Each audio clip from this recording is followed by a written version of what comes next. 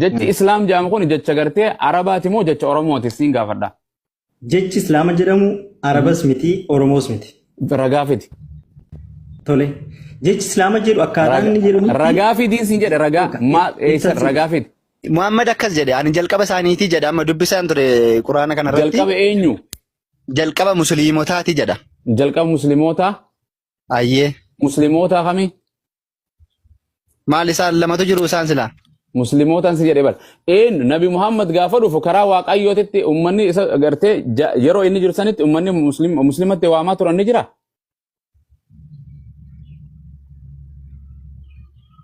Eenyutu waamame ree? Inni iyyuu jalqaba jechaa jira. Gaafa Yesuus Kiristoos biyya lafaarra ture namni gartee warra koolotaa badan gara gartee karaa waaqayyooti yaamuu ture jira.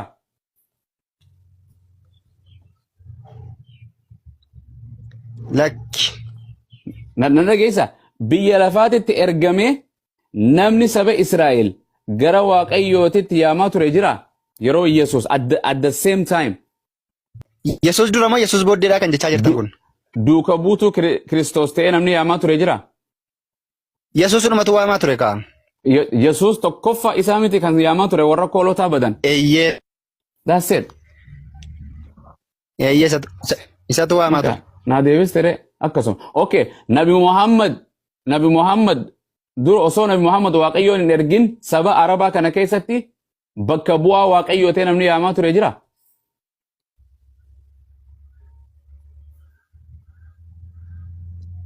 Otoo Muhammad hin ergamin immoo? Quraana qabatee. Hin jiru. Muhammadiitu jalqabe. Goobas rabbi bakka hanqasu malee jalqabe isa akkasitti jalqabe. Gaafa Museen saba Israa'el gara waaqayyootitti yaamaa ture gara Museetiin malee waaqayyo abbaan ni beekani. Laakiin beekne. Namni waaqayyo abba tokkoffaa waaqayyo tokkichatti dura amane saba Israa'el keessaa Museedha moo qaama biraati? Museedha. Goobas namni waaqayyo tokko abbaa jedhee gartee dhugaa barsiisaa ture tokkoffaa Yesuus immoo qaama biraati saba Israa'el keessaa jaarraa isaa yeroo isaatitti. Yesuusidha inni kun beekamaadha. Maqaaree akkasumaree maal kun akkamitti si dhibare? Ayyee.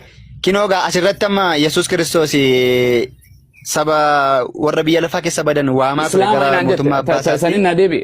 Islaama Museen Yesuus Kiristoos islaama amantiin isaa maali naan jettaa turte?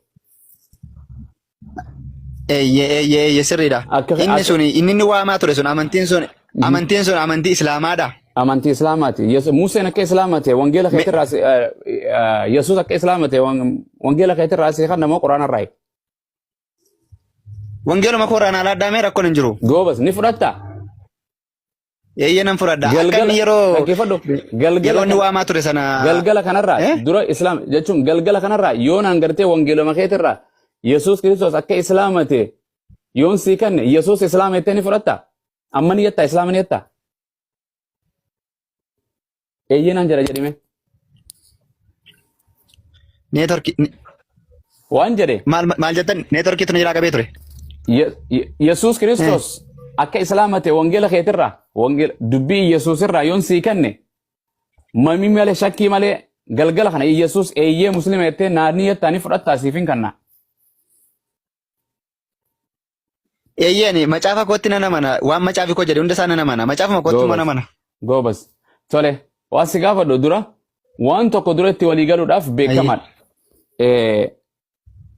Islaama jechuun dhageessa malee hiikoo isaanii beeyta? Islaama jechuun maqaa amantii ta'uu isaa nan beeka.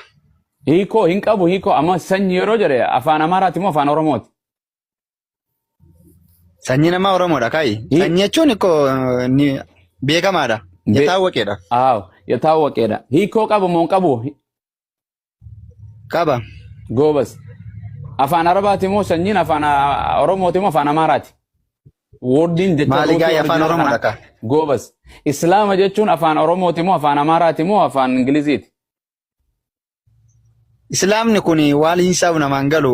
Namaan galu. Afaan Oromoo akkati ama. Okay, hayyee waan si gaafadhu amma fakkeenya si gaafadhu. Amaanuel jechuun afaan Oromooti moo Amaara moo Ingiliffaadha moo Araba? Searchi godhee malaala malee googilii irra kana afaan eenyu kate.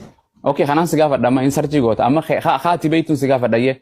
Amaanu'eel jechuun Amaanu'eel jechuun immoo Amaanu'eel jechuun jechi kun Amaanu'eel jechuun Arabiffaadha moo Ingiliffaadha moo Amaariffaa? Hin beektu kanaas? Amaanu'eel jechuun kun macaafuma keessatti jira. Jira. Eessa akka inni qabu iyyuu hin beeku. Amaanu'eel jechuun kun hundumaa Amaanu'eel isaa jedhama. dhufee hin beeku naan jette. Siin gaafadha irra deebi'ee. Amaanu'eel Ingiliffaadha moo the rooting the original wording kun Amaariffa moo Oromiffa moo Ingiliffa moo Arabiffa? Kun na sobsiisuu danda'a fakkeenyaaf Ingiliffas Amaariffas Oromifas jechuun danda'u. Maaliif iddoo hundumaattuu afaan kan hundumaa keessatti Amaanu'eel jedhamee waamama. Hin beektu jechuudha. Akkuma Ingiliffaas hayyees irraa hin jijjiira. Elooyi jechuun Oromiffa moo Ingiliffa moo Amaariffa moo Hibruudha moo Giriikiidha moo Armaayikiidha? Elooyi kan jedhu kunis isa Yesuus Kiristoos ittiin abbaa isaa kadhate gaafa lubbuun keessaa ba'uuf jedhe sana akka jedhee kadhate sana waan ta'eef isa macaafuma irratti. Eenyutti kadhatee miti. Waan tokko dura nu galuudhaaf beektaa eenyu kiyya sanyii. Afaan tokko afaan kun afaan ergisaa jira Ingiliffaarra afaan namni qaama fudhatu jira Amaariffaa Arabiffaa afaan kun adda addaa irratti hirkata yeroo garii walii gallee. Waan jedhe afaan kun oriijinaalatti deebi'uu qabda sanyiidha yoo jedhan amma maqaan kee bakka feetee dheete sanyiidha Amaariffaa keessa dheetus. Simee maannoo yoo jedhan sanyii noo sanyuma jetta Ingiliffa sanyii min maalat noo what is the meaning eesh ma'ana hiikoo isaa afaan nama saniititti hiikoo amma fakkeenyaaf wangeela keessatti siif hin himne Amaanu'eel jechuun jedhanii waraabbii keessa kaa'anii Ayyee. Waraabbii keessa kaa'anii waaqayyoon wajjin jira jechuutti hin hiikamaa siin jedhanii Ayyeen. Amaanu'eel way afaan Oromooti. Hiikoo si hima malee oriijinaalli afaan sanii afaan Giriikii ta'uu afaan Ingiliffaa ta'uu afaan eenyu ta'uu namni si hime hin jiru bar. Miti. Sirriidha. Goobas.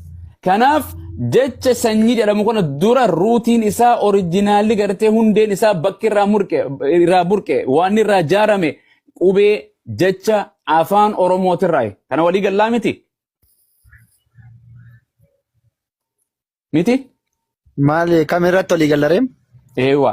Tole Islaama yeroo jennu Islaam Nabi Muhammad saba Arabaa keessaa dhufe Arabiffa dubbata Quraanni afaan Arabaa bu'e. Namnis biyya Arabaa keessaa dhalate sabni isaa tokko Arabaa afaan Arabaa dubbata moo afaan biraa dubbata? Araba taanaan Araba dubbata kamaala gaaffiin kan korra neeresitanii masinama. Dura siigalchuutti waan ruutiin tokko yoo jechisan wordiin san hiikaan qaaliin jechisan gartee yoo siif hin galle waan numa takka siigaltu hin jirtu. Okay. Waan jedhe Islaama jechuun jecha qubee afaan Arabaati jecha Arabaati malee Oromoo miti. Jecha maaliiti? Jettani Arabaa jettan. Baasi amma jechuun waan ni qabda Google ni qabda. Atumaan si sarchiisu gosi baasi isaa eegi. Google bilbila kanaan akkamiin seenareemma. Amma seeni itti laali qottu Islaam jechi ruutiin kun oriijinaal jecha kun jecha maaliiti jedhi qottu laali deebi ol deebi reeqaasii kanna. Inni amma rakkoon qabu jedha akkasumatti. Maal jecha? Ustaas gidduutti kana irratti haasa'uu danda'a. Isumarraa hin xumura jeetii bar. Jecha kana naa laali ol deebi. Ibsuu barbaadeen yaani. Miti si jedhani. Deebis ayyee. Tolee bareedaadha. Jecha kana irratti jechi Islaam jedhu jecha Arabiffaati jette. Kallattiidhaan jechi Islaam jedhu dikshinaarii Arabiffaarra jiraa? Baasi insin jedhee bara achirra baasi. Islaam jechuun siif himani. Anumaa qabadeen jiru fakkeenyaaf. Jecha dikshinaarii qaamusa Arabaarraa hin jira. Qaamusa Arabaarraa hin jira. Jecha fakkeenyaaf amma afaan Arabaatii fi yeroo ittiin Quraanni itti barreeffamuu jalqabee Islaam jechuun Quraanarra hin jira, hadiisarra hin jira, qaamusa Arabiffaarra hin jira. Waan sin jedhe deemaa Google keessaa seenaatii hiikoo wanta akka barachuuf yoo Google itti sin amannu jettan qubee generation booda deebitee jechuudha. Deemaatii seenaa laala nu miti keessa kaa'e. Baay'ee bareedaadha. Amma jechuun kun jechaan si gaafadha jechuun dictionary jechi Islaam jedhamu kun jecha gartee Arabaati moo jecha Oromooti siin gaafadha. Jechi Islaama jedhamu Arabas miti Oromoos miti. Ragaafiti. Tole. Jechi Islaama jedhu akkaataan inni jedhamu. Ragaafitiin siin jedhe ragaafiti. Ittiin si dhufaa miti. Siin fida tan si dhufa. Si ibseen itti si dhufa. Naa ibsiin jenne ragaa kan keetiin eenyu akkas jedhe. Nama dhaggeeffachuu miti kaa yeroo ati nama miliquu kan kee dhiisi. Eenyutu jecha kun jecha Arabaatii miti jedhe jechi afaan addunyaarra hin jiru jechuu miti. afaan maaliiti? haa ta'u jechi kun akka jedhaniif haa ta'uu miti afaan maaliiti? siifan ibsaan dhaggeeffadhu na gaafadhu kaayii maalati maana tariifatta siifan barsiisti na rifanne ragaan si gaafadhe ifumaaf irra kattee waan si jedhe jechi kun afaan arabaa eegan ta'in afaan maaliiti? ittan si dhufu afaan arabaa afaan maalis miti maalirraa dhufe jedha jechi isaa waan fedhe irraa dhufe